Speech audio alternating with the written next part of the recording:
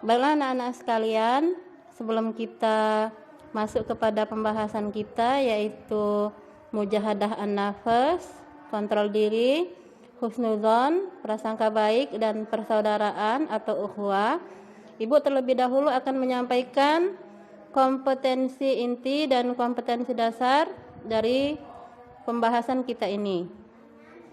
Kompetensi inti, KI 1, KI spiritual, menghayati dan mengamalkan ajaran agama yang dianutnya.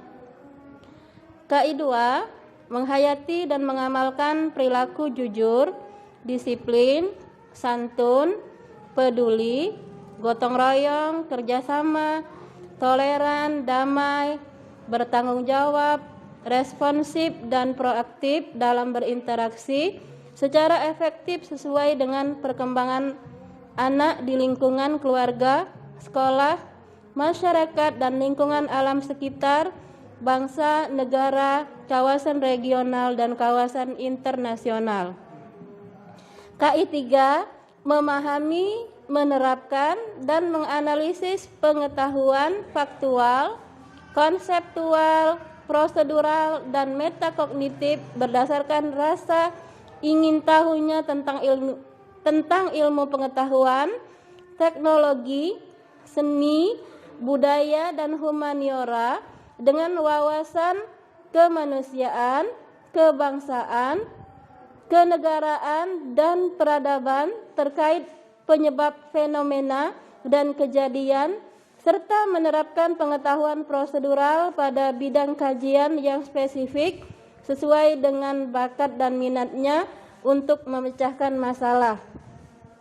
KI 4, mengolah, menalar, dan menyaji dalam ranah konkret dan ranah abstrak terkait dengan pengembangan dari yang dipelajarinya di sekolah secara mandiri, bertindak secara efektif dan kreatif, serta mampu menggunakan metode sesuai kaidah keilmuan.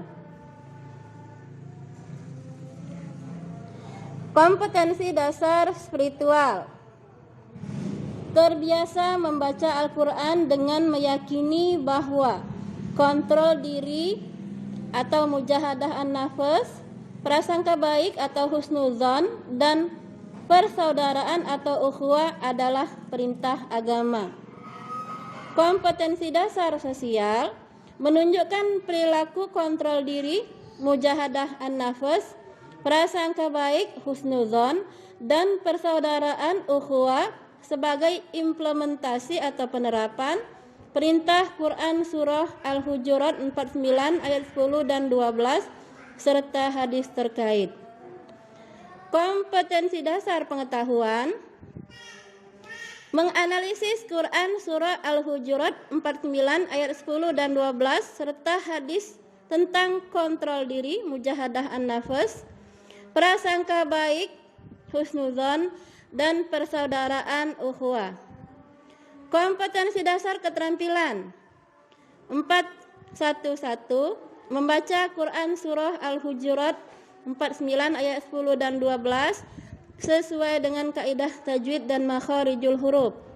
4.1.2, mendemonstrasikan hafalan Quran Surah Al-Hujurat 49 ayat 10 dan 12 dengan fasih dan lancar.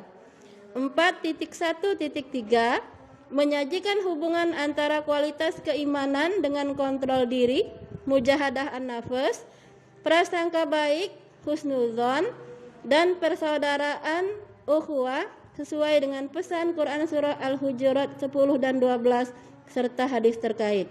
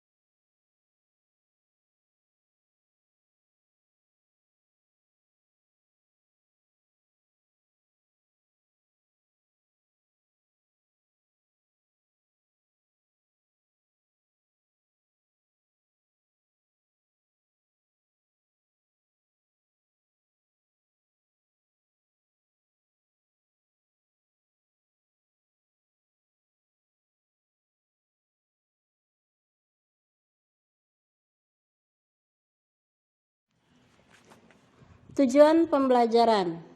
Setelah mengikuti proses pembelajaran, peserta didik diharapkan dapat terbiasa membaca Al-Quran dengan meyakini bahwa kontrol diri, mujahadah an-nafas, prasangka baik, husnuzon, dan persaudaraan atau ukhuwah adalah perintah agama. Menunjukkan perilaku kontrol diri, mujahadah an-nafas, prasangka baik, husnuzon, dan persaudaraan ukhuwah sebagai implementasi perintah Quran Surah Al-Hujurat 49 ayat 10 dan 12 serta hadis terkait. Menganalisis Quran Surah Al-Hujurat 49 ayat 10 dan 12 serta hadis tentang kontrol diri, mujahadah an-nafas, prasangka baik, husnuzon, dan persaudaraan ukhuwah. Membaca Quran Surah Al-Hujurat 49 ayat 10 dan 12 sesuai dengan kaidah tajwid dan makharijul huruf. Mendemonstrasikan hafalan Quran Surah Al-Hujurat 49 ayat 10 dan 12 dengan fasih dan lancar.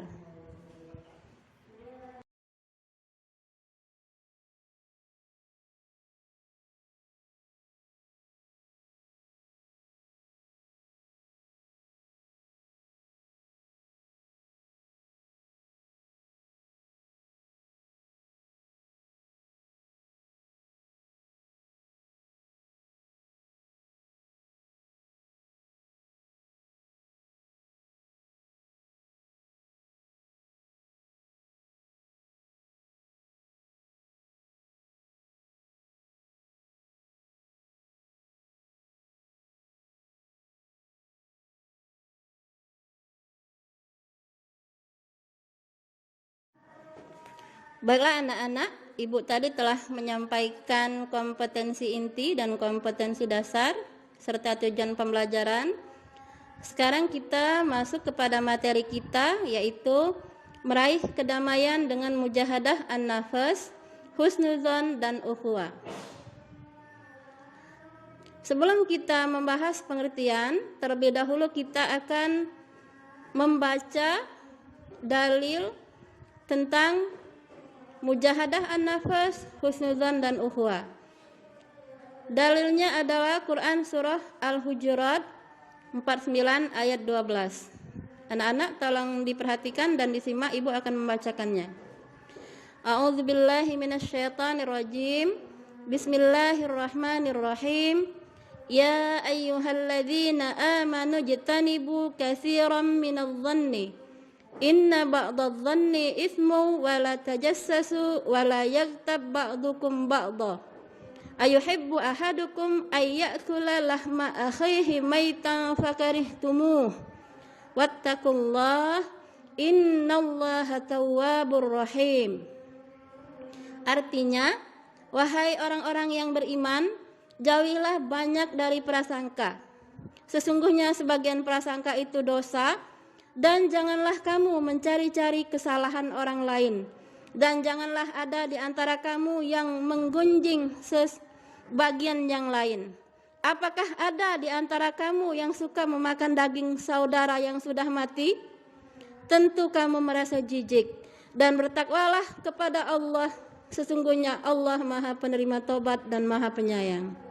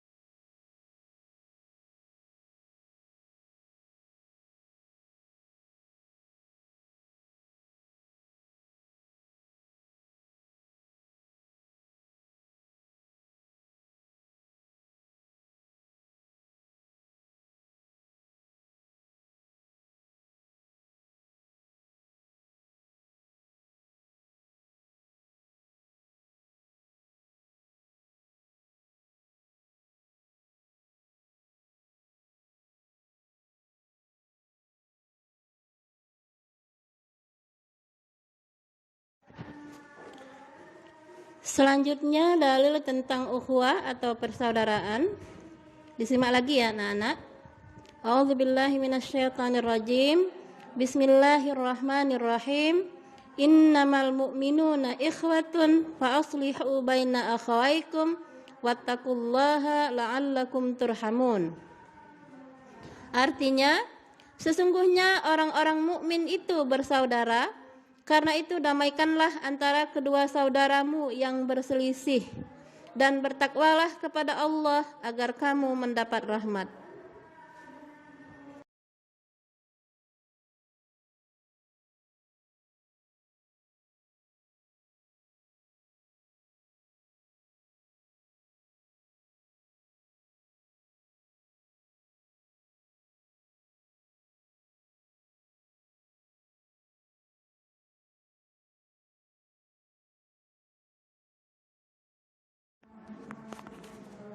Baiklah anak-anak, tadi Ibu sudah menyampaikan tentang dalil-dalil untuk pembahasan kita, yaitu dalil untuk mujahadah an-nafs, kontrol diri, prasangka baik, husnuzon, dan ukhuwah, persaudaraan.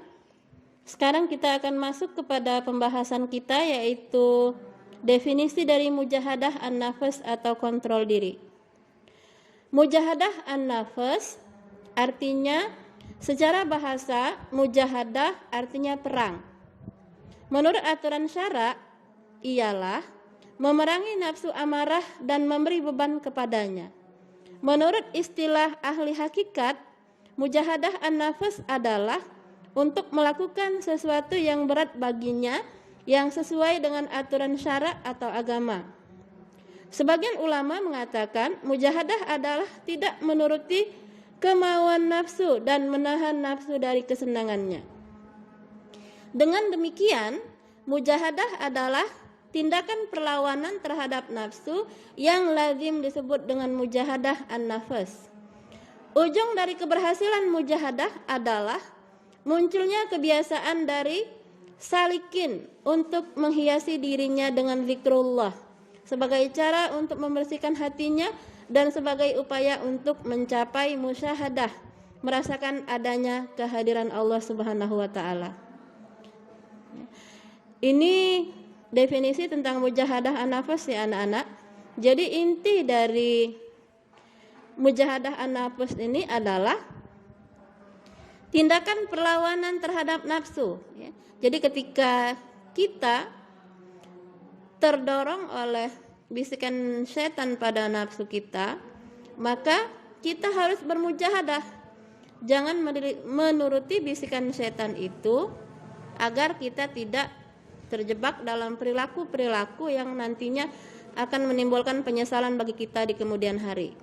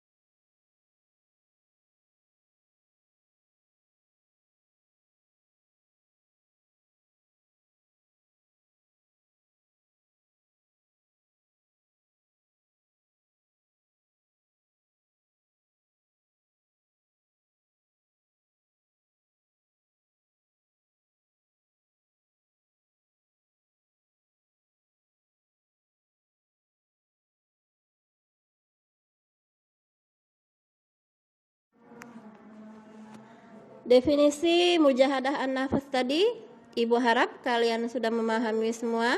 Selanjutnya kita beralih kepada definisi dari husnuzon. Husnuzon berasal dari bahasa Arab yang terdiri dari dua kata, yaitu husnu yang artinya baik dan adzon yang berarti prasangka. Sederhananya, husnuzon merupakan prasangka baik yang harus ditanamkan dalam diri setiap umat muslim agar dapat menilai sesuatu dari segi yang positif. Bentuk dari husnudzon dapat diterapkan dalam kehidupan sehari-hari, seperti tidak berusaha untuk menghakimi atau menilai berdasarkan sesuatu yang belum jelas. Seorang muslim juga harus bersikap ramah dan menjauhkan diri dari rasa curiga. Nah, sekarang coba anak-anak perhatikan gambar ini. Apa tanggapan kalian terhadap gambar ini?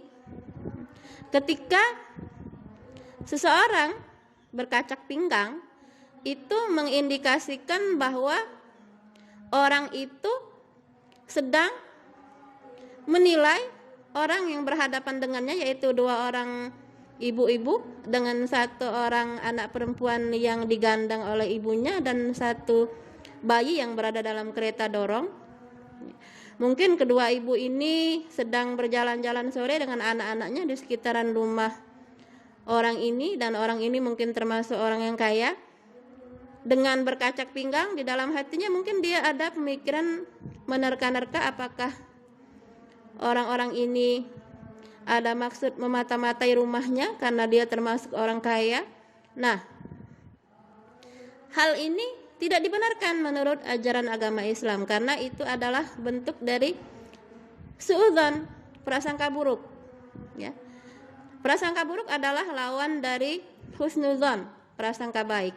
Ya. Bagaimana mungkin baru bertemu dengan seseorang lalu seseorang itu langsung bisa menyimpulkan bahwa orang tersebut adalah orang jahat. Contoh, jika kalian bertemu dengan seseorang yang berpenampilan mencurigakan, misalnya ada seorang laki-laki dewasa yang berpakaian tidak semestinya, dalam pandangan kalian mungkin kalian langsung menilai orang itu orang jahat. Misalnya dia berpakaian yang tidak lazim, contoh memakai ikat pinggang yang terbuat dari sabuk yang tidak biasanya. Mungkin kepala sabuknya itu seperti kepala ular, ya. Dan ketika dia menggulung lengan bajunya dia, maka terlihat oleh kita kalau lengannya penuh dengan tato. Ketika dia menggulung celana panjangnya, kita melihat kakinya juga penuh tato. Lalu telinganya itu memakai anting, ya. Serta untuk menunjukkan kegagahannya dia bahkan rela memakai sandal yang berwarna berlainan, misalnya yang sebelah kanan warna merah, yang sebelah kiri warna biru. Mungkin awalnya kita akan menilai bahwa orang ini adalah orang yang tidak baik, orang jahat, padahal kita baru sekali itu bertemu dengan dia, ya. Boleh jadi, ya, itu adalah gayanya sehari-hari. Mungkin dia memang seorang yang mantan preman mungkin, tetapi ya, kita tidak tahu apakah dia sudah berusaha untuk insaf atau tobat. Jadi kita tidak boleh langsung memvonis bahwa orang itu adalah orang jahat padahal kita belum kenal dengan dia, ya. Itulah salah satu bentuk sikap husnudzon yang dianjurkan oleh agama kita, agar jangan mudah-mudah untuk memvonis atau menilai orang lain bahwa orang lain itu adalah orang yang jahat atau tidak baik.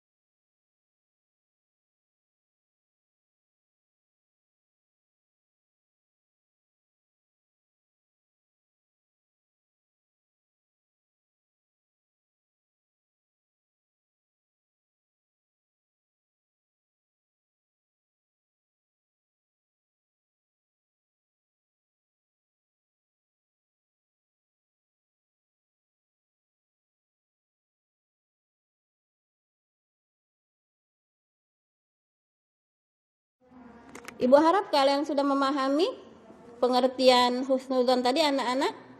Sekarang kita beralih kepada pengertian persaudaraan atau ukhuwah. Ukhuwah secara bahasa berarti persaudaraan. Secara istilah, ukhuwah berarti perasaan simpati dan empati antara dua orang atau lebih. Ukhuwah yang harus dijalin tidak hanya ukhuwah sesama agama, namun juga antar umat beragama. Rasulullah Shallallahu Alaihi Wasallam bersabda yang artinya, dari Abu Hurairah radhiyallahu anhu, dia berkata, Rasulullah Shallallahu Alaihi Wasallam bersabda, kalian tidak akan masuk surga hingga kalian beriman, dan tidaklah kalian beriman hingga kalian saling menyayangi. Hadis riwayat Muslim. Nah anak-anak, dari pengertian dan hadis di atas, kita bisa memahami, kita bisa mengambil kesimpulan bahwa Rasulullah sangat mementingkan ukhuwah ini, persaudaraan ini. Sampai-sampai kita tidak akan mendapatkan jaminan masuk surga kalau kita tidak beriman, dan keimanan kita itu dilihat dari buktinya bahwa kita saling menyayangi. Bagaimanakah cara untuk menunjukkan kita saling sayang menyayangi? Contoh tindakan yang untuk menunjukkan kita saling sayang menyayangi dengan sesama kita itu bisa dengan tindakan sederhana. Bisa dengan saling berbagi hadiah. Hadiah tidak perlu mahal, tidak perlu mewah, tetapi yang penting kita ikhlas ketika memberikan hadiah itu. Sebagaimana Rasulullah pernah bersabda dalam salah satu hadisnya, ya, yang artinya saling memberilah hadiah kamu, maka kamu akan saling menyayangi. Ukhuwah dibedakan menjadi 3, yaitu 1, ukhuwah Islamiyah, artinya adalah persaudaraan yang dijalin antar umat Islam yang berdasarkan ikatan akidah dan keimanan. Sesama umat Islam adalah saudara, sehingga harus selalu menjalin ukhuwah. Di dalam salah satu hadisnya Rasulullah bersabda, hak muslim terhadap muslim yang lainnya ada 6. Nah, di antara hak muslim yang 6 itu di antaranya adalah ketika saudaramu sakit, maka hendaklah kamu menjenguknya, dan ketika saudara muslimmu itu meninggal, maka hendaklah kamu mengantarkannya sampai ke tempat peristirahatan terakhirnya. Demikianlah ya, Rasulullah sangat menekankan sekali ukhuwah Islamiyah ini ya. Jadi kita adalah saudara sesama muslim walaupun kita berbeda bahasa, berbeda suku bangsa, berbeda daerah, bahkan berbeda negara. Ketika akidah kita sama-sama Islam, maka kita adalah saudara. Dan ukhuwah Islamiyah adalah ikatan persaudaraan yang terkuat di antara ikatan persaudaraan yang lainnya. 2, ukhuwah insaniyah. Ukhuwah insaniyah adalah persaudaraan yang berlaku secara universal bagi seluruh umat manusia, tanpa membedakan agama, suku, maupun ras manapun. Persaudaraan yang diikat oleh jiwa kemanusiaan ini memposisikan atau memandang orang lain dengan penuh rasa kasih sayang, selalu melihat kebaikannya bukan kejelekannya. Umpama ketika kalian sedang berjalan-jalan di pinggir jalan raya, kalian menemukan orang yang secara penampilan mengindikasikan bahwa dia bukan orang baik-baik, tetapi dia adalah salah satu korban tabrak lari, mungkin terserempet oleh sepeda motor, dan pengendara sepeda motor itu langsung lari meninggalkan korbannya karena dilihatnya kondisi di sekitarnya sepi ya. Maka yang pertama kali harus kalian lakukan itu bukan menilai penampilan orang itu, tapi ulurkan tangan, tolong orang itu, bantu dia untuk berdiri, lalu bawa dia ke klinik terdekat atau ke rumah sakit terdekat agar mendapatkan perawatan. Meskipun kalian tidak mengenalnya, tidak tahu namanya, bahkan tidak tahu agamanya apa. Di sini ukhuwah insaniyah adalah panduan kita. Ya. Ukhuwah insaniyah, persaudaraan sebagai sesama manusia. Ketiga adalah ukhuwah wataniyah. Ukhuwah wataniyah adalah persaudaraan yang diikat oleh jiwa nasionalisme atau kebangsaan tanpa membedakan agama, suku, adat istiadat, budaya, warna kulit maupun ras manapun. Rasulullah bersabda, hubbul watan minal iman. Artinya, cinta sesama saudara setanah air termasuk sebagian dari iman. Jadi, ukhuwah wataniyah adalah persaudaraan karena sama-sama sebangsa dan setanah air. Karena ukhuwah wataniyah inilah anak-anak, makanya para pejuang dahulu gigih memperjuangkan kemerdekaan Indonesia ini. Mereka rela mengorbankan jiwa dan raga mereka, rela bermandikan darah supaya anak cucu mereka tidak selamanya terbelenggu dalam penjajahan. Anak cucu mereka bisa menghirup udara kebebasan, bisa meningkatkan pendidikan mereka, dan tidak selamanya hidup di bawah garis kemiskinan.